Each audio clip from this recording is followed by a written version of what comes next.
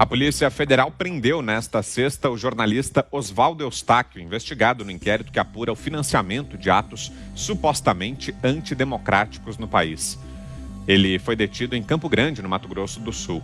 A prisão é temporária, ou seja, de 5 dias. Segundo o Estadão, investigadores identificaram o risco de que ele pudesse fugir do país.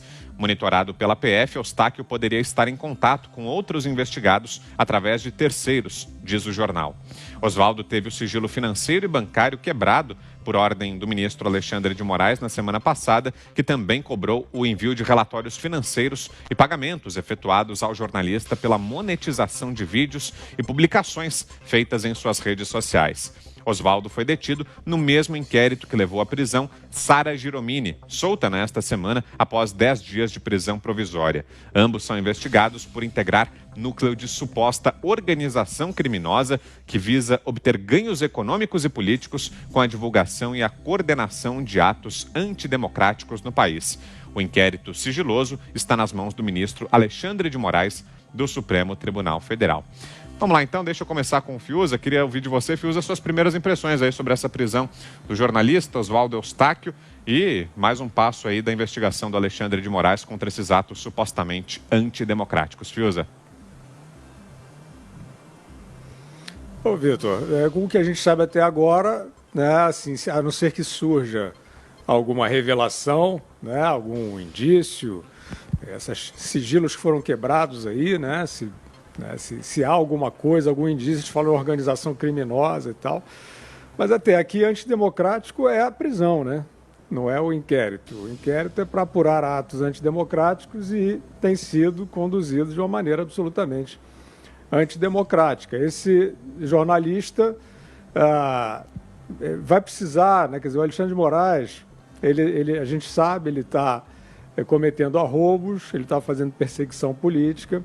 E se ele quiser demonstrar que não é disso que se trata, né, se ele quiser salvar a dignidade desse inquérito que ele conduz como um imperador, ele precisa trazer à tona supostas informações que ele tenha sobre essa também suposta organização criminosa, que até onde a gente vê não há nada desse tipo. Eles dizem, não, é ligado a Sarah Winter. Ligado em quê? Né? O que mostraram essas outras diligências em relação a esse jornalista preso hoje? Se não mostraram nada, se não há, né, nenhuma materialidade, né, nada que sustente essa prisão, ela é um ato escandaloso contra a liberdade de expressão, porque o que se sabe, até onde se sabe, é que é um jornalista, um blogueiro, um youtuber que faz críticas ao Supremo Tribunal Federal, por exemplo, né? Ele está proibido isso, fazer crítica ao Supremo Tribunal Federal, virou ataque à democracia, o exercício da crítica, né? Então eu acho, Vitor, que é uma prisão que me preocupa, que me assusta, né? Esse avanço estranho, pouco transparente desse inquérito. E se essa prisão, de fato, tiver sido um arroubo persecutório, como parece ser, aí o ministro Alexandre de Moraes vai ser questionado pela sociedade, né? E o que eu quero dizer com isso é que existem, como você disse no enunciado do programa, pedidos de impeachment dele amadurecendo. E se ele não demonstrar razões legais para ter exercido essa prisão, ele estará dando boa matéria-prima para o seu próprio impeachment. E aí, Zé, diga aí. Eu discordo totalmente da frase que diz assim, prisão é para homem. Não é. Prisão é para vagabundo. Andam por aí, Vitor Augusto e Fiuza, banalizando a prisão. A prisão é uma decisão muito séria que o juiz toma quando alguém interfere tanto na sociedade que acaba sendo um risco. Não parece ser esse o caso, né? É preciso terminar o julgamento e depois de condenado, e nem toda condenação chega à prisão. Eu sou contra qualquer possibilidade de prisão se houver a possibilidade de punição sem a prisão, ou seja, se o condenado não levar a sociedade em risco. Nesse caso aí, é diferente da Sara.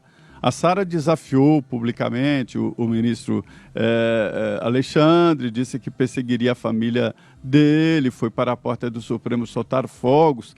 Nesse caso do Oswaldo aí, parece uma covardia. Ele está apenas usando a liberdade de expressão que é garantida e redundada na Constituição.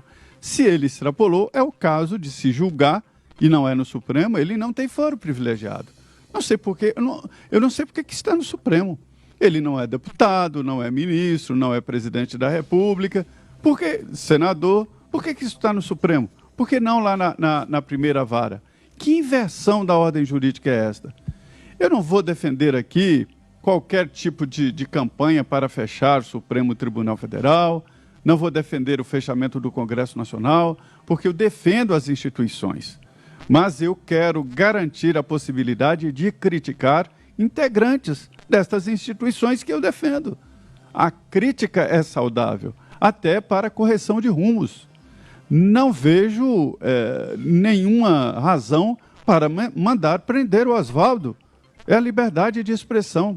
A monetização através da internet, isso é aberto, é público, isso é tranquilo, não tem o que questionar. Então eu vejo um exagero, vejo uma censura e acho que uma prisão assim deve ser pensada 1000 vezes pelo juiz. O ministro do Supremo não é o juiz natural nesse caso, ele não tem foro privilegiado. Aí vamos debater se ele está exagerando, mas aí é um debate que tem que ser feito na justiça, na primeira instância. Ou esse inquérito tem coisas muito horrorosas, eu sei de algumas, mas que não chegam à necessidade de mandar prender um blogueiro, né? Ou isso aí tem muita coisa horrorosa e tem que ser imediatamente entregue ao Ministério Público para que sejam denunciados os responsáveis, ou os ministros estão acima da Constituição. Eu estou assustado com esta banalização da prisão. Fala, Augusto. Desmoralização da prisão, né?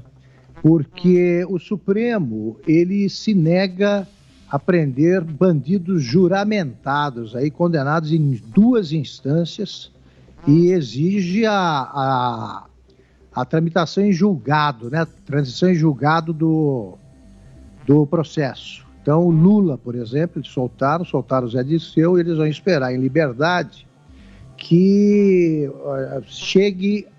seja negado o último recurso encaminhado ao Supremo para que ele seja preso. Evidentemente, até lá, eles dão um jeito aí de manter o Lula solto, usando prescrição e outras medidas jurídicas, aí que todo oportunista sabe utilizar com muita competência. Agora é o seguinte, não prendem culpados.